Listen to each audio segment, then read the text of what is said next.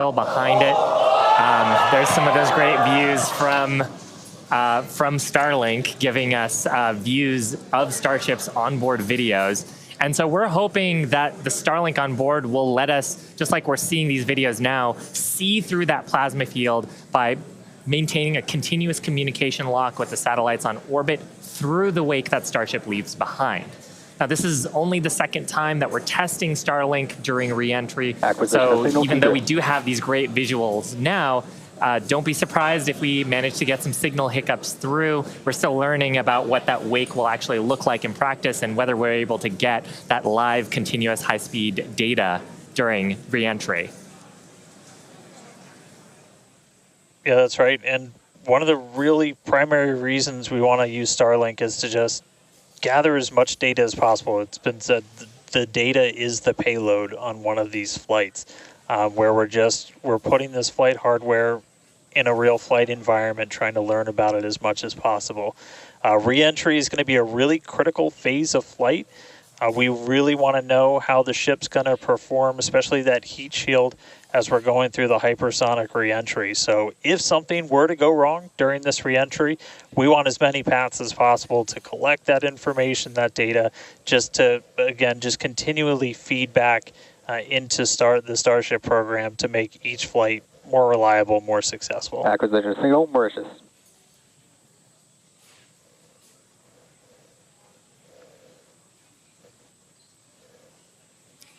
Now, if Starship manages to make it all the way through re-entry, we'll collect valuable data on Starship flying through the Earth's atmosphere at hypersonic speeds, meaning more than 5, or at this point, will be more than 5 times the speed of sound.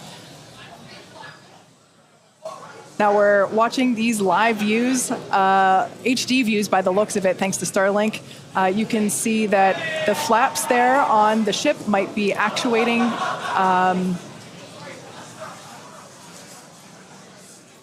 Certainly some incredible visions of planet Earth behind Starship. Now, we've already validated Starship's ability to fly and land at subsonic speeds. You might recall those suborbital flights from a few years ago, and we can see those flaps there.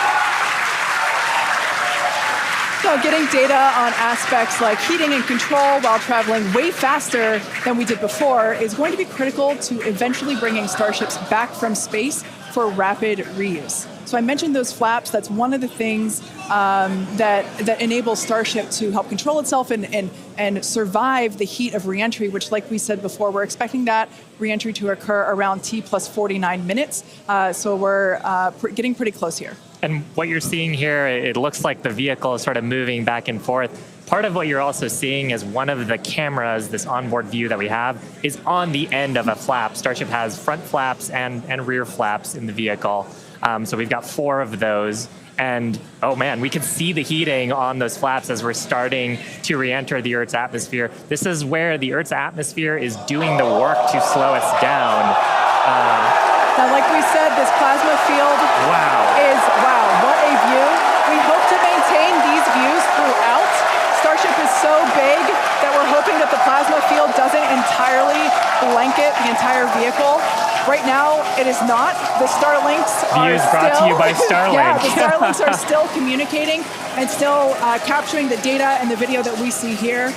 I mean, Shiva, this is just absolutely incredible views. We've never seen anything like this before. This is the biggest flying object ever in space. Absolutely, Kate. And it's important to note, the ascent burn that we did was to get us to orbital velocities, even though we were on a nearly orbital trajectory.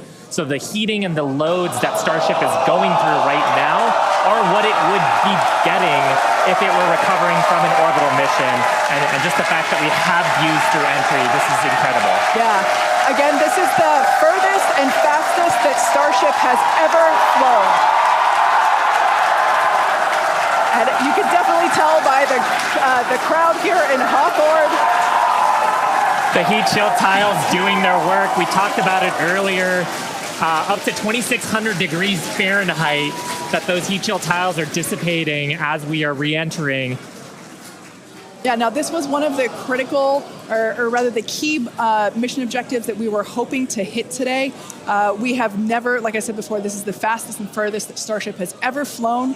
So this is the first time that we're getting to collect this re-entry data and understand how these 18,000 hexagonal heat shield tiles are working together to protect the belly of Starship as it re-enters the Earth's atmosphere.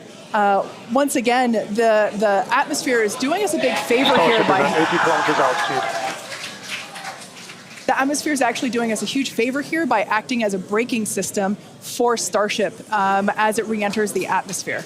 And that's part of the reason why the flaps are so important. We're using the body of Starship and the drag from the atmosphere to slow us down from orbital speed, but you want the vehicle to remain stable. You want those heat shield tiles pointed down so they can absorb the heat of the Earth's atmosphere. And so that's the purpose that they are serving during the hypersonic phase and then again during the subsonic phase. Absolutely. So like we said, these views are being provided by a couple Starlink terminals that are positioned on Starship itself. As that plasma builds, we're hoping that we can bring these views back to you, but you can see the telemetry there on the right-hand side of your screen.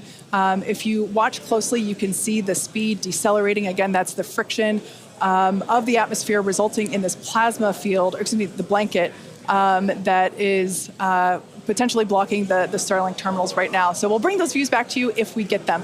But right now, for those of you that have recently joined, Starship is currently re-entering Earth's atmosphere.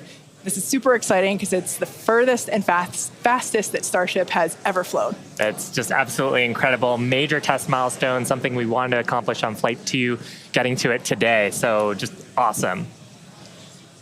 Now, we actually have some heat shields here. So these are what's doing all the work on Starship right now. There are 18,000 hexagonal heat shields like these. So this one that I have is flat, like this is what would be positioned on the flaps of Starship, whereas Shiva has something a little different. Yeah, the one I have would be on the curved surfaces of Starship. I'll just put it in frame here. So we've got these attached at various points around the vehicle. Like you said, Kate, 18,000 of these tiles around, and they're doing the work to make sure that the structure of the vehicle doesn't carry all that thermal load so we can recover the vehicles eventually and get to rapid reuse on them. They're really lightweight. They sound a little different than I would have expected them to, but they are ceramic. And these are what's helping Starship survive through this period of entry. We're not sure how far we're going to make it. Again, this is the furthest that we've gotten in our test flight, but the further we fly, the more data that we can get, and that's ultimately the measure of success here, which, I mean, I think today has been a huge success given where we've gone and how much further we've gotten with both the booster and Starship.